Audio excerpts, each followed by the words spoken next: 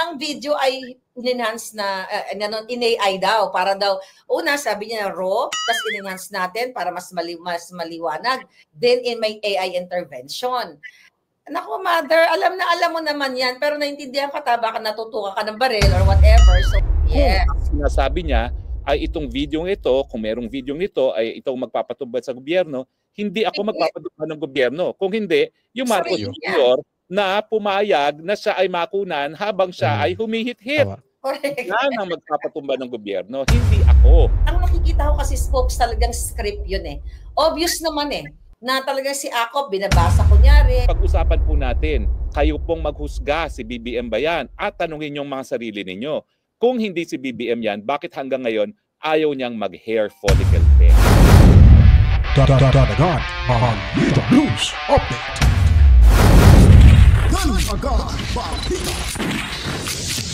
At sa amin, nakapag-harvest na kami.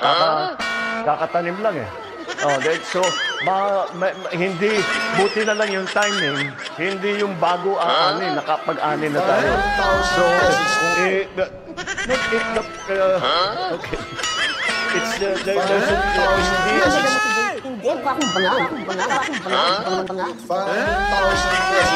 They say milyonaryo, sama-sama tayo, babago mo. Para maging milyonaryo.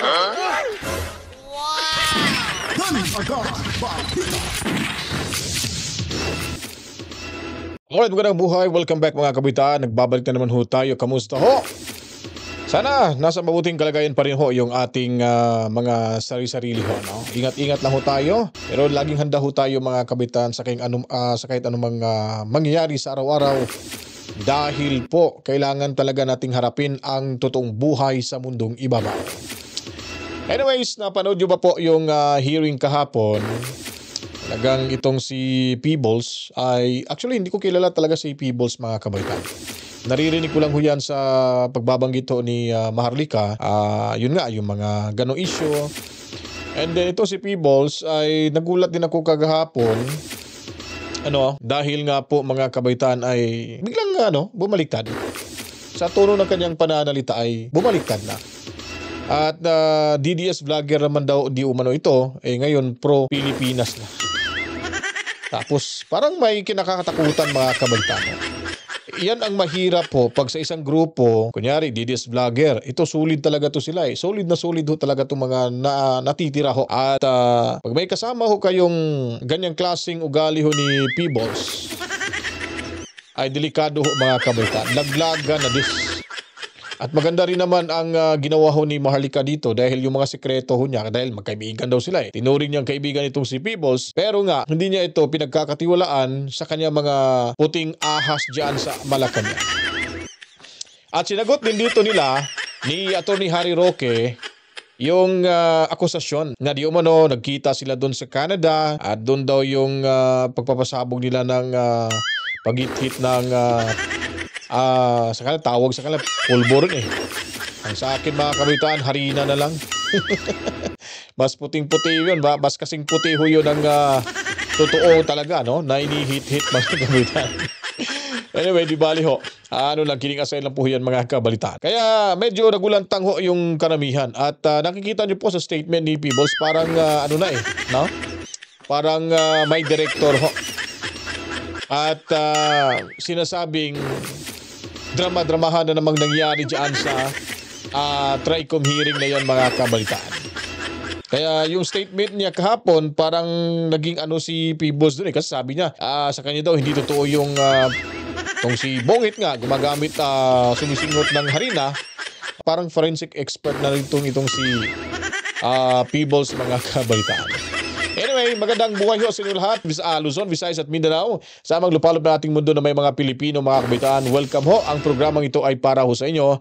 At tuloy-tuloy lamang huwag kalimutan mag-subscribe para ang lahat ay lagi updated sa mga kaganapan sa ating lipunan. And of course, paliguan na po ng maraming likes at buhusan nyo po ng maraming komento, reaksyon, opinion mga kabalitaan. Papakinggan ho natin yung naging reaksyon dito ni Maharlika at ni Atty. Harry Roque patungkol ho sa pasabog itong si Peebles na bumalintong ho at biglang kumampi sa Bongit Administration kabalitaan. So, ayan. So ngayon, Smoke Sari, ayan na. Nako, miss na miss na ng ating mga kababayan. Nagurgur tayo ng ating mga kalaban, no? Pero Smoke anyway, Sari, ikwento ko lang muna bago ka sumagot. Ako ikukwento ko kasi para hindi maputol. So, ang kinukwento ko, during the Hong Kong Maisog, wala pong gastos ang Maisog organizer. Wala naman kayong mga pera eh. Anyway, so ako ay magandang loob kasi naaawa ako sa mga vloggers na walang means, walang pera. So hindi lang po actually si Mother Pebbles Salakera ang binigyan ko ng pera para may panggastos sa Hong Kong. Nagbigay pa ako ng pabaon, pocket money and everything. Hindi yun bayad sa kanila. But yun ay tulong ko dahil gusto. So, ibig sabihin nun, yung nabanggit niya kung may nagbibigay daw sa kanya ng pera na hindi naman daw politiko, baka itong sinasabi niyang si Maharlika, mga kabalitaan. Kasi nga, tinuri ni Maharlika na ito'y totoong kaibigan. Pero parang sa ginawa ho nitong si Peebles ay tinaydor itong si Maharlika. At bago pa daw ito yung nagpakita dyan sa hearing na yan, ay parang nagkausap yata sila dito na parang nagpapaalam na ito yung gagawin niya dahil natakot nga siya, baka gugurgurin daw siya, mga kabalitaan. Anyway, tuloy ho tayo dito para mas lalong maintindihan pa ho natin. Gusto ko sila makasama doon sa Hong Kong. So yun yung kwento. So doon sa TRICOM, kanina tinatanong nyo si Pebbles kung sino nagbigay sa kanya ng pamasahe, ako yun at ang kaibigan namin. So yun yung kwento. So ngayon, spokesperson ako hindi mo ako binigyan ng pera. Kaya pala. Siya nga pala, mo libre din kita ng talaba sa Netherlands. Libre naman talaga yung talaba sa Netherlands. Anyways, folks, okay. So, dun, folks, kanina sa hearing, mukha nga nabigyan ng script talaga ang ating kaibigan. Anong pakiramdam mo nung naririnig mo na mukhang dinidiin ka? Alam mo, unang beses ko na-meet si Salakera sa Hong Kong. Pero na-impress ako kasi ang ganda ng mga sinabi niya na lahat ay talagang anti-Marcos Jr., no? Okay. At yung kanyang pananalita, very entertaining, so patok na patok siya sa audience. Kaya naman nalungkot ako nung bigla na lang siya nag 360-degree turn, pero naisip ko nga siguro talagang matindi pangangailangan dahil lang sabi nga niya ang talagang inaasahan lang niya panghanap buhay online selling sa internet, no. So talaga namang naintindihan ko rin naman kung bakit ganito ngayon ang ginawa niya na nag 360-degree turn siya. Pero hindi pa rin ho balido na rason ho 'yun dahil sa pangangailangan yung tinuturi mong kaibigan ay ilalaglag nyo. At alam nyo naman ni Peebles, mga kabalitaan, na itong si Harry Roque ay talagang kumukontra ho sa Bongit administration, mga kabalitaan. Yun lang po ay, ewan ko lang, no, napakalaking questionable ho itong ginawa ni parang magtatanong ho talaga tayo kung anong nangyari ba? Peebles, ano bang nangyari? Nabigyan ka ba? O sadyang natakot ka lang? O baka naging espiya ka? Parang ikaw yung espiya ng mga DDS vloggers, mga kabalitaan.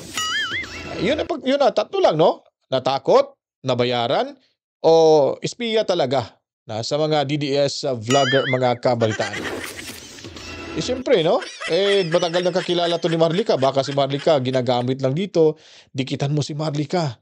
Pag ganito, kunin mo yung loob niya para at least pagkakatiwalaan ka. Parang ganon. At ang nakakaganda lang din dito ni Maharlika, hindi ho siya, mga kabaitaan, nagtitiwala ho at ipinagkakatiwala yung saan nagmula at sino-sino yung kanyang mga sources na nagbibigay ho ng info dyan sa Malacanang, mga kabaitaan. Matalino dito si Maharlika.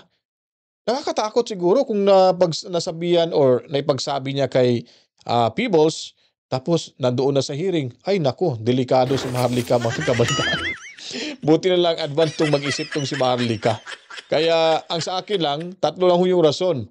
Either talagang natakot or nabayaran, o di kaya talagang espiya ho. Ginawang espiya ito ng mga para makapasok sa kampo ng DDS vloggers, mga kabalitaan.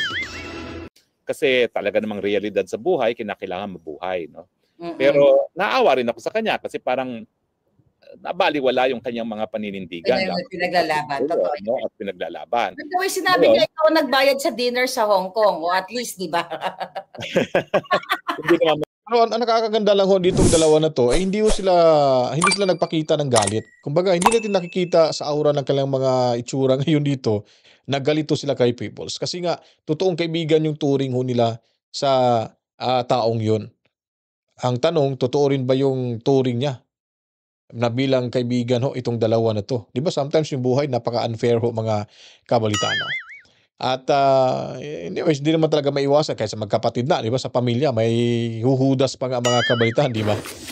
Oh, so lesson learned na rin ho natin 'to mga kabalitaan na sa mga nanonood ho, kung may mga kaibigan ho kayo, sobrang close niyo na at yung mga bagong kaibigan at kung nakita niyo, talagang ikaw ay loyal, feeling mo loyal sila sa inyo, 'wag na 'wag po kayong titiwala agad. 'Wag niyong pagkakatiwalaan. Obserbahan niyo po kasi yung nangyari ho dito sa DDS Vloggers na parang napasukan ho sila ng espiya ho dito, mangyayari ho 'yan sa isang, grupo ho, at, kailangan po talaga ay matuto ho tayo dito sa mga nangyayari ngayon na wala ho tayong mahahanap o makikitang totoong kaibigan sa panahon ngayon, lalo na sa oras ng kagipitan, mga kabalitaan. Masyado mahal yun kasi hindi naman private room yun, no?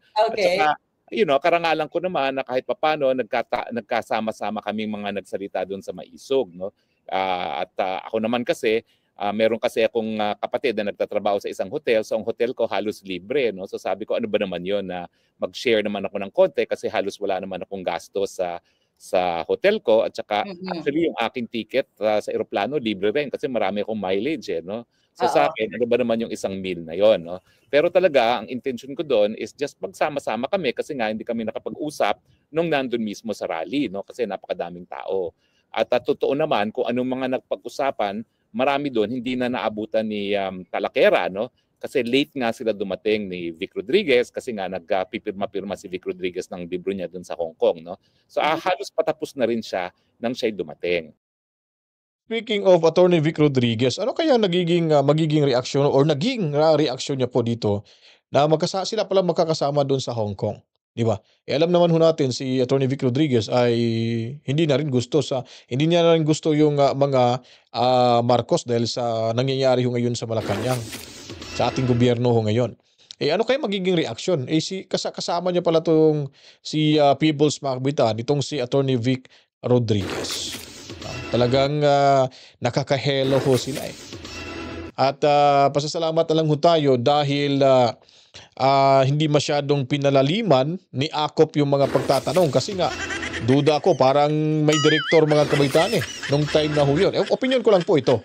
Hindi ko sinabi na tinuturuan at ito yung nangyayari pero sa sitwasyon na ating nakikita ay siguradong talagang makapag-isip po tayo na biglang bumalintong, biglang bumaliktad.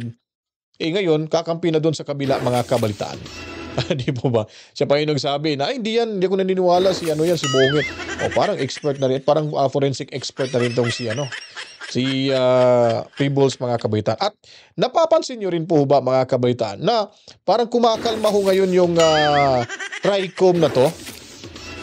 Sobrang tapang, parang si lang ditong tumatapang na butata naman itong si Abante mga kabaitaan.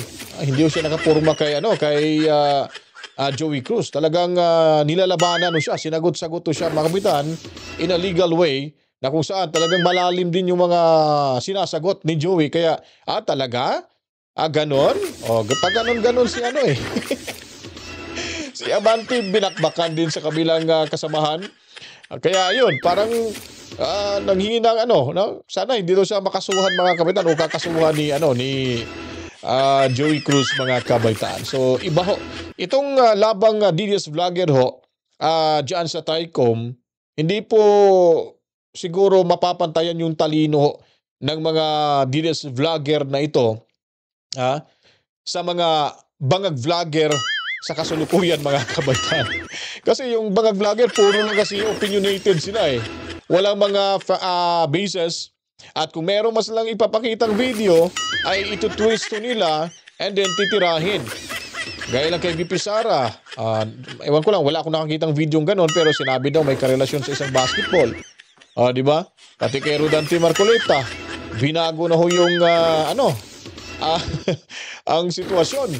So, tayo rito, video tayo, may beso tayo, sa nakikita natin sa video ay pinapaliwanag ho natin dito mga kabaitaan.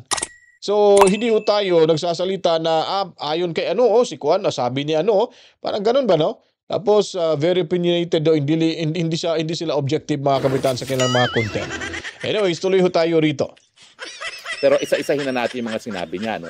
Okay. Sabi niya, yung sa part na muna. Oo, doon sa part, ang sabi niya ay unang-una, sinabi ko daw na meron ng larawan, no? Well, actually, yung larawan na yan, lumulutang na yan bago pa mag-Hong Kong Kahit saan ka magpunta, the talk of the town is may video daw na nagpupulburon ang Marcos Jr., no? Well, 2022 pa lang sinabi ko na may pulburon video. 2022. Oh, nga pala, ikaw nga pala nagsabi niyan. Kaya lahat ng tao ay nagtataka nasaan yung pulveronic video na yan. Tapos, ang naalala kong sinabi ko is yun na nga na meron ng tao na may access sa pulveronic video at itago natin yung pangalan ng taong yon sa pangalang Maharlika. Kasi sinasabi ni Maharlika, meron na siya as of July 7, yung time ng maisog, yung kanyang puting ahas confirmed na meron ng hawak siya at ipadadala sa iyo, no? So ang sabi ko sa kanila is ito na inaantay natin, no? Yung aking secret informant na itago natin sa pangalang Maharlika at ay meron na raw ipadadala. Pero meron pa raw ipadadala. Okay? Yes. So, ngayon, totoo nagkaroon ng usapan, no, na kung paano talaga yung video na yan, no? At totoo naman na maraming mga suggestions kung meron gang ganyang video, no? Pero I don't think anything came out of that kasi from July 7 to yung actual showing mo. Kailan ba yung actual showing sa July 22? Mula July 7 to July 22, wala naman akong narinig na balita tungkol dyan sa pulveronic na yan, no? Tapos ang sabi ni Talaquera, nag-premiere daw sa Vancouver at naroroon ka daw. Well, kami na po nagsasabi ni Maharlika, wala po si Maharlika sa Vancouver. At walang premiere doon. Wala pong premiere doon. Ang sabi ni Boljakera, nag-live daw. Bakit hindi pinakita sa live kung doon na video? Ni Talaquera. Ni Talaquera. Diba? Oo, sana pinakita ni Talaquera yung sinasabi niyang live video kung saan nagkaroon ng premiere ang pulveronic video sa Vancouver. Pero makikita po natin yung pagsisinungaling ni Boljakera o di naman siguro. Talaquera. Oo. So, si Talaquera ang sinungaling. Oo nga. Nakikita natin yung pagsisinungaling ni Talaquera na sinabi niya na nandun ko daw sa Vancouver. Well, ako naman, either nagsisinungaling siya o wala talaga siyang alam. Kasi nga, sa Hong Kong, late na talaga siya dumating At alam mo, sa totoo lang, may mga concerned na doon sa Hong Kong na pag-usapan ng mga sensitibong bagay pag narariyan si Boljakera. Talaquera. Hindi, Talaquera pala, sorry. Okay. So actually, may mga kumakalabit na kung anong sensitibong pag-uusap kasi hindi naman po pwede mag-usap ng sensitibo doon, hindi pribadong room yun Public yun no? So hindi ko maintindihan kung paano mag-uusap ng mga sensitibo doon at saka kami nagsasabi na nga, ingat tayo, no? Ingat tayo, no? So I don't think anything sensitive was actually discussed doon sa public na restaurant na yon. Hindi po yan private room at hindi naman kami siguro luko-luko na magsasalita o mag-uusap tungkol sa pribadong bagay. Pero anyway, ang unang-unang paninungaling ni Talaquera ay tayong dalawa daw ay nasa Vancouver at doon nag-premiere. Wala pong premiere sa Vancouver. Now, Boljakera naman, kailan tayo nagkaroon ng premiere? Well, nagkaroon tayo ng premiere noong July 24 dito na nga sa California, sa Long Beach. Kasama kayo ni Attorney Glenn Chong na kung saan nandoon tayo at talagang pinakita ko ng bonggang-bongga ng buo yung video. Tapos doon, nung sa sinabi nga ni Talaquera na kesyo tawag dito na itong video na ito ay AI at yung raw in-enhance natin. In-explain niya gano'n. At saka tila bagang pinapaniwalaan sa ni Akop na parang eksperto si Talaquera pagdating sa pagsabi ko ang video ba ay authenticated or not. So kasi sinabi ni Peebles doon na-enhance na doon yung video pero may nabanggit sa doong AI at inedit. Siguro yung sinasabi hindi siguro maintindihan ko anong enhancement. Ang tinutukoy kasi dito parang pinapalinaw lang ho yung video. Yun po yung ibig sabihin ng pag-i-enhance ng video. Kasi ewan ko lang kung naintindihan nga ni Pebbles yung sinasabing yung enhancement, sinabi daw tapos naging AI na daw mga kabalitaan. Di po ba? So sa video ating nakikita, hindi naman ho yun AI, kaso nga blurry lang siya at hindi natin alam kung talagang si Bongit pa. Pero nakakaalam ho doon, silang Marlica. Kasi nga, pina-authenticate na nga nila. Pinapapatunayan na nga nila dyan sa Amerika na at may, sa pagkakaalam ko, may certificate nga sila na ito ay legit mga kabalitaan. Ang videong kanilang ipinakalat sa social media na di umano itong si Bongit ay talagang sumisinghuto ng marijuana, rather, sumisinghot ng harina mga kabalitaan. Sorry, hindi marijuana, harina. Yun po yung pakalat sa pasabog ho. At itong si Peebles ay di natin maintindihan kung saan niya ba nakuha yung ganyang mga klaseng impormasyon. Siya ba talaga ay first-hand information niya ba yan o baka sabi-sabi lang? Kasi ang hirap mga kabitaan pag kayo po ay magpapalabas ng mga impormasyon na sabi-sabi lang. Heresy po ho yun, ha? Walang katotohanan yun. Dapat pag nagsabi ho kayo ng mga ganyan, mapapatunayan mga kabaitaan. So, ang punto lang ho natin dito ay itong si Peebles nakakawa. Kaya pala, nung nandoon siya sa hearing, ay bumuko doon siya sa mga DDS vloggers. Parang malapit siya doon kay Akop Di ba? Parang parang nagsasadula ho sila. Na nakapagtataka, medyo malapit siya kay Akop at pag ganun-ganun si Akop sa kanya, siya rin nakaharap ng ganun at hindi ho siya lumilingon ho sa mga DDS vlogger na kasama niya doon sa dinner sa Hong Kong, mga kabalitaan. Alam niyo, tawang-tawa ako doon. Pangay na, ang bobo talaga ng mga Congress. Imagine mo, si Talakera ang tinanong. Obviously, talagang scripted. Ito script ni Lisa Tanas na paano ang credentials ni Pebbles Talakera na para paniwalaan nitong mga julol na TRICOM na ito na ang video ay in-enhance na in-AI daw para daw una sabi niya raw tapos in-enhance natin para mas maliwanag, then in may AI intervention. Naku, mother, alam mo naman yan, pero naintindihan ka baka natutukan ka ng baril or whatever, so we totally understand you. Okay, so yung video na yan, nung dumating sa akin, medyo blurred, siya talaga, malabo. Kaya, di ba, sa cellphone, pwede mong anuhin yung picture mo, pwede mong paliwanagin. Yun lang yung ginawa ko. And after that, pina-authenticate ko yan sa dalawang bansa. Sabi ko, di ba, isa sa ibang bansa at dito sa California. So, kung di ba naman OGAG, itong itong TRICOM na ito, si Talakera ang kanila ngayong eksperto. Oo nga, wala namang credentials si Talakera. I'm sorry, Talakera. Ako talaga, nung nauna kitang na-meet sa Hong Kong, aliw na aliw ako sa iyo at alam mo yan. No? At bilib na bilib ako sa iyo dahil akala ko tapang-tapang mo. Hindi ko makalaing konting pitik lang sa iyo. Baliktad ka na. No? Pero anyway, talaga nagulat ako na ginawa nilang expert on audio authentication itong si Talakera on the basis kung anong nakita niya. No? Now, alam mo, ako naman, dahil ako naman ay isang abogado, bago ko rin shinare ang video na yan, galing sa'yo, ay tinignan ko rin yung isang website na pwede kang pumunta ron, mag-upload ng mga video para malaman kung AI siya.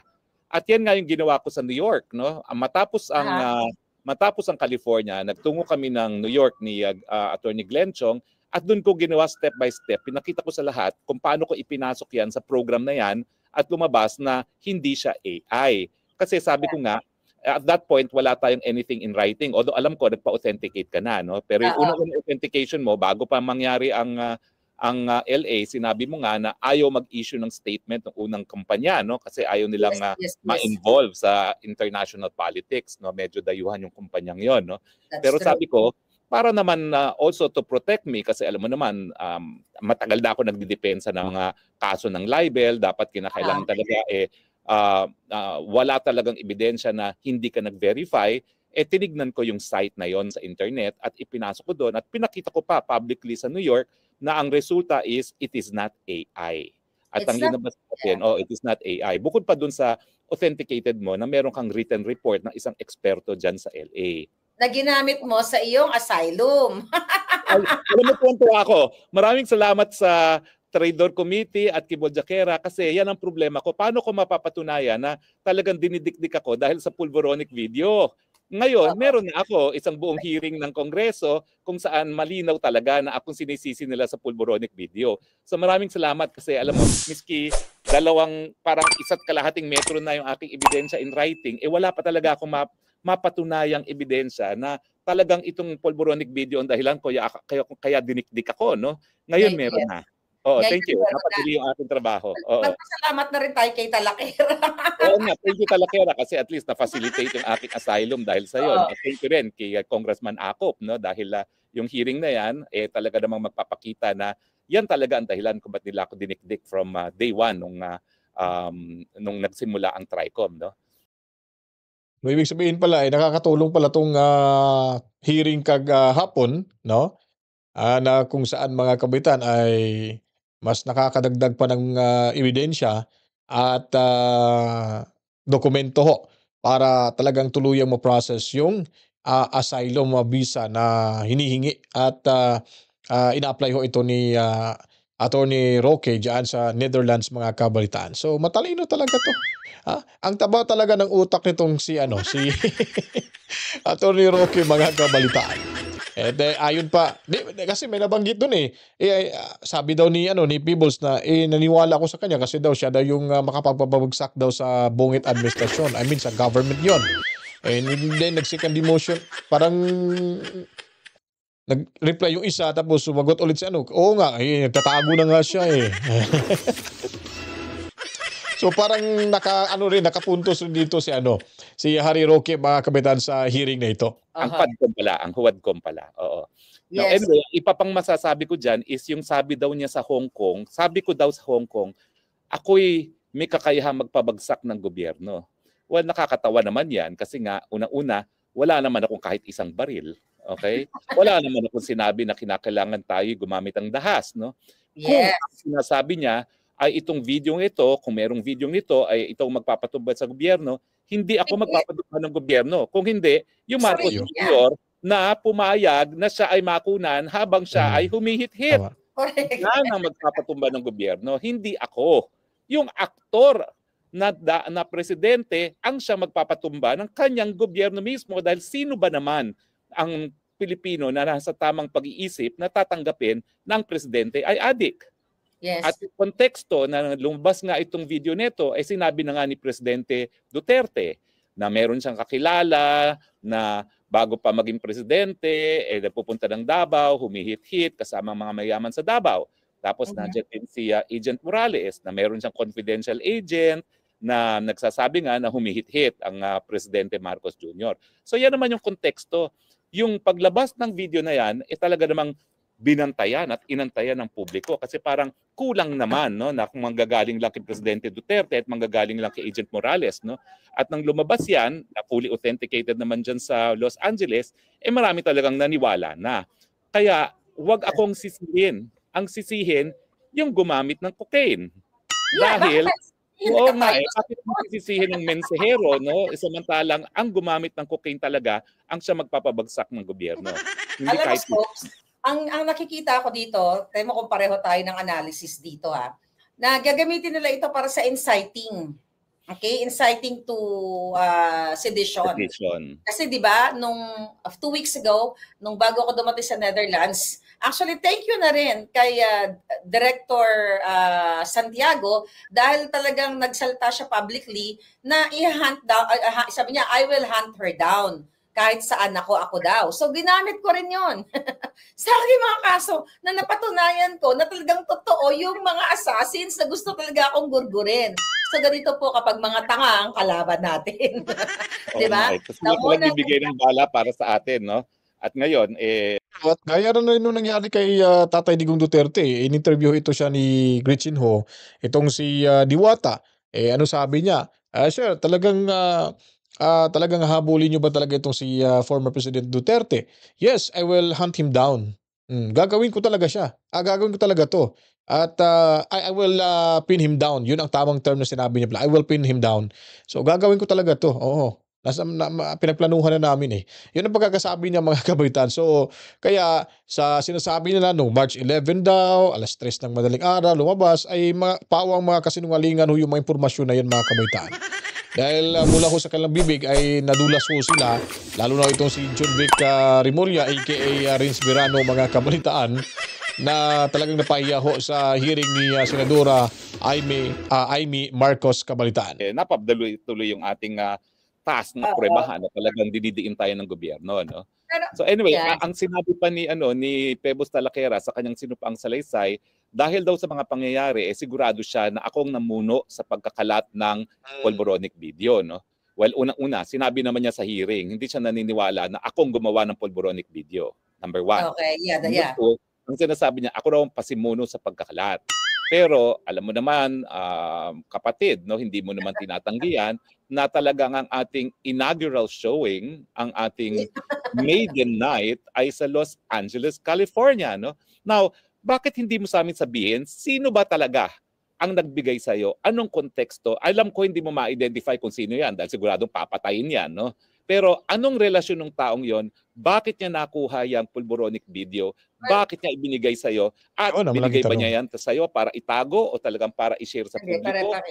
Dahil may karapatan ng tao na malaman ang katotohanan. So, ikaw mag-share kasi ikaw yung source eh. Oh. Yes, well, I think nasabi ko na ito ay malapit kay Bangag. Di ba? Kaya nga, Marcos Jr., isipin mo sino yan. Yes. Kapwa mo yan, humihit-hit siguro. Classmate ito. Classmate. Oo, classmate sa pagsisimot. Yun na nga, alam nyo, mga palaga, talagang ang nga nila. Ngayon, binuhay na naman nila spokes itong Polvoron video at ngayon may bago na silang eksperto, si Pebbles. Sabi mo sa akin, kung malapit na malapit kay Marcos Jr. itong nagbigay sa'yo, bakit niya ibinigay sa'yo? Well, kaya alam mo, ang tagal na kasi niyan. Kaya niya ibinigay dahil sukang-suka na siya dito sa nangyayari sa ginagawa ng pagnanakaw, kidnapping, smuggling ng gobyerno. So ibig sabihin noon, kaya isinir niya kay Maharlika, may balak din na babagsakin yung Bungit administration kasi hindi naman po pwede na may presidente, kung totoo yun, may presidente tayong gumagamit sa illegal na droga. Yung sinundan niyang presidente ay talagang ginugurgor yung mga adik, mga kabalitaan. At siguro, nakonsensya na rin siguro tong source ni Marlica at malamang nagkaroon na siguro ng hindi pagkakaunawaan. At alam niyo po, sa sinasabi ko nga po kanina, sa panahon ngayon ay hindi na tayo magtitiwala sa ating mga kaibigan na nasa paligid natin. Lalo na pag kaibigan na kayo, pag may mga gatherings, no? Hindi ho talaga na araw-araw kayo nagkikita at tinuturing mo pa yung kaibigan sila, yun ang nakakatakot mga kabaitaan. Pero may kaibigan din naman na totoo talaga na lunod pata yung loyal niya sa iyo at iba rin yung parang pag may kailangan ay nako, ewan ko lang. Tapos sa oras ng kagipitan, ada ko kesa mga kabalitaan. Kaya ingat-ingat at pumili rin ho tayo ng ating mga gustong magiging kaibigan sa ating buhay.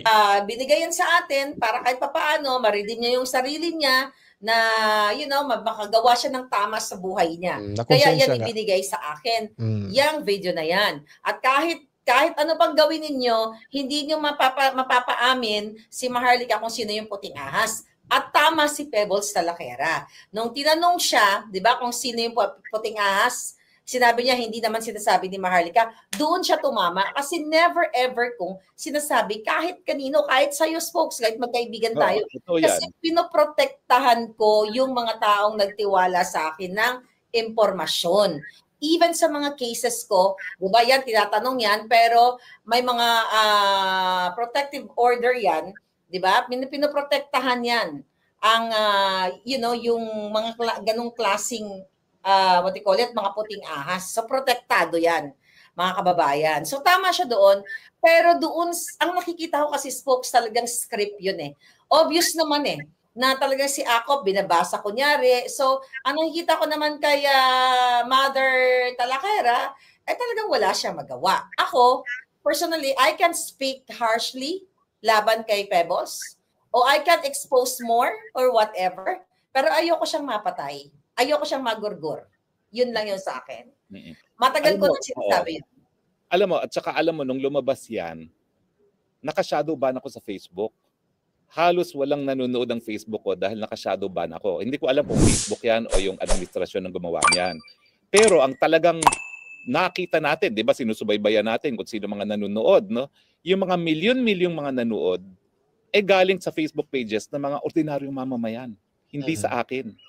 Kasi, sabi ko na, di ba, naalala mo, useless yung aking Facebook dahil mga panahon na yon, shadow ban ako, konti-konti na mga nanonood sa akin. Swerte na ako kung may 3,000 na audience ako, no? Dahil nga, ng shadow ban, no?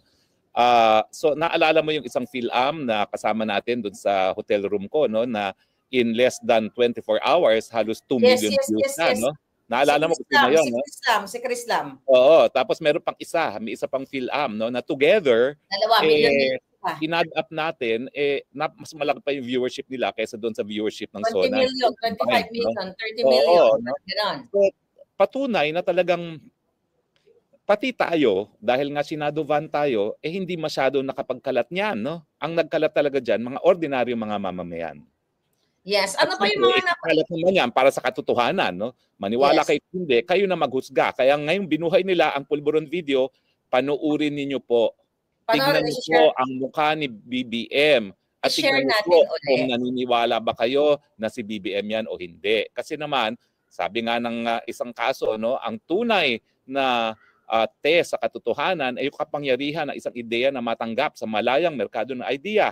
So ngayong binuhay nila, pag-usapan po natin, kayo pong maghusga si BBM ba yan at tanungin yung mga sarili ninyo.